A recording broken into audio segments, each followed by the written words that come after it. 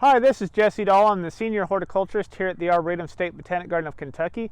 And today we're going to talk about some native wildflowers that you can grow in your garden. Mostly we're going to be talking about today are spring ephemerals. It's that time of the year. It's late March, early April. So those are the wildflowers you're going to be out seeing. They work great in your shade areas or any of your native areas as well, but great in your shade areas. So if you have a large oak tree or maple tree, one of the deciduous trees, one of those that drops its leaves, these are great under those. Spring ephemerals are plants in nature that you'll see in the woods early in the spring before the leaves leaf out. They have adapted to take advantage of that small window when it's warm enough that they can grow and the pollinators are out. So they will grow, flower, set seed in that small two-month window before all the oaks and the maples and other things leaf out. First one we're going to talk about today is the Allegheny Spurge, the Pachysandra procumbens. Pachysandra gets its name from meaning large, white, or large male parts. And these white anthers is what we're looking at. And that's where it gets its name. This is a great plant for in your shade areas, in those shadier areas underneath the trees, because it's a nice compact ground cover. In shady areas, we need those ground covers kind of keep the weeds down, provide some greenery. These have the nice mottled leaves that they will stay on year round. These ones are they've been all through the winter, so starting to look a little bit ratty. In a couple weeks, as soon as it's done blooming, it'll set new leaves on. But these nice columns of white flowers that we see, those are attractive to bees and other pollinators, and so they'll be using those.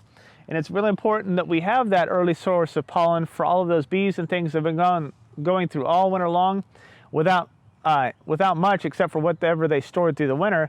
And so this gives them an early source of pollen and other things and nectar. Now we're going to look at another great ground cover for your shady areas.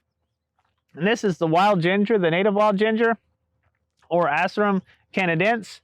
This one I really like because it has these cool little flowers. Most people never notice these unless you're out early in the spring. It has these little like red brownish flowers that are almost at ground level. One of the reasons why you never notice it is because it is ant pollinated. And so those flowers are at ground level so the ants can crawl in, pollinate it, and crawl back out. And so if you're just walking by, you're never going to notice those flowers. But if you move the leaves apart, you can see the flowers tucked underneath there. But in the summertime and most of the year, it'll have these nice glossy green leaves that'll cover this area. It spreads pretty readily and creates this nice ground cover. There's a couple other wild gingers out there. There's a European and an Asian one. This is the native, or otherwise known as the Canadian wild ginger. It's called wild ginger because the root smells something like ginger, and the early pioneers used it as a ginger substitute. I wouldn't recommend that, but it's what they had. The ginger that you buy at the store is a tropical plant, so it'll grow in like Hawaii or areas like that. But this one is a nice little ground cover that works well in shady areas and covers up, keeps the weeds down, and just looks great throughout the year. Okay, next on our list is the Cylinding Poppy, Stiphorum diphyllum. It's a wonderful plant for our shade garden. These nice yellow flowers, it's in the poppy family. These are pollinated by bees, and the seed is actually dispersed by ants, so it's carried around. It is a great plant to put into your yard and into your landscape, especially in those shady areas. The leaves will stay green all summer long, so really, truly awesome plant to put into your yard. One of everybody's favorite spring ephemerals is the Eastern Bluebell or the Virginia Bluebell. They're the favorite because they're just blue flowers are pretty rare in the environment, and so it's one of our natives. It's blue early in the spring.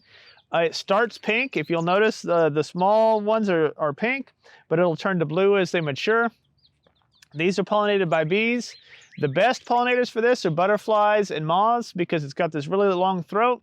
But big bees, bumblebees and things, they can kind of force their way in and get what they need. So it's a really cool one to spread around. It doesn't last long. It'll grow for a long time once you get it started, but the plant itself will grow, produce its flowers early in the season, and then by June or July, it's all gone and there's nothing in that space. But it is a wonderful plant to put into your shaded areas, into your wooded areas, and another great spring ephemeral. Next on the list is one of my favorites. It's the Bloodroot, the Sanguinaria canadensis. This one here is a little confusing. It actually seeded itself into this European ginger, and they will seed themselves around the garden a little bit, but it's the only one I have blooming right now. The reason why is Bloodroot only blooms for 1 or 2 days at a time, and then it's done, its petals will drop off, and so it's really hard to catch it to film. Like I said, 1 to 2 days, but it's beautiful when it is in bloom, these nice white flowers. It is named Bloodroot because the leaves and the root have this red liquid that comes out when you break them. The Native Americans used it as a type of a dye for baskets and things, but it is a wonderful little plant, jumps around the garden, has nice green leaves most of the rest of the year, but another lovely spring ephemeral that you can add to your shade garden. We have moved from the home demonstration garden into the Kentucky Children's Garden, and we're now here in the spring ephemeral bed underneath the nice tulip tree poplars. And we are looking at Spring Beauty. Spring Beauty, or Claytonia virginica, is one of my favorite spring ephemerals. I first saw it growing in a pasture on my neighbor's property when I was a little kid. You'll see this in lawns and on golf courses sometimes. Any place that used to be a woodland, these bulbs are still persisting. They come up really early, have like grass-like foliage, and then that'll die away pretty quickly in May and June. And these nice little white flowers, if you look really closely, you'll see little lines on the petals, and that's to help the pollinators get to the pollen. They're probably really hard to find, so if you have a friend that has some in their yard, ask them if you could take a few and plant it in your own yard. But a great spring ephemeral to add. Next on our list is the cutleaf toothwort, Cardamine concatenata. It's in the mustard family, which means when it sets its seed, well, which means two things. It means it has white flowers usually, or it can have yellow in other mustards, but this one has white, and they're in a cross shape. So it has 4 petals. So once it's pollinated, its seeds will eject, it'll twist, and it'll throw those seeds out. So it's a cool way of seed dispersal. It's a cool member of the Brassica family, Brassicaceae, and it's another one that is often overlooked, but a great one to add into your shady areas, and a really hardy one that'll slowly spread around and provide you with a lot of cool little flowers early in the spring. All right, last on our list is wake robin or toadshade. It is the Trillium sessile, or the sessile trillium. I love some of the common names like toadshade or wake robin. That's one of the coolest things about this plant. Wake robin, they gave it that name, and most of the trilliums can be called that as well. It's because they will start blooming about the time the robins come back and start showing up. Toadshade, they named it that because it looks like a little umbrella for a toad. Trillium sessile, the trillium part means 3. So if you look, you'll see 3 leaves, and then when the flowers come out, they'll be in flower, there'll be 3 petals as well. So that's different than the cardamine that we just looked at. It has 4 petals.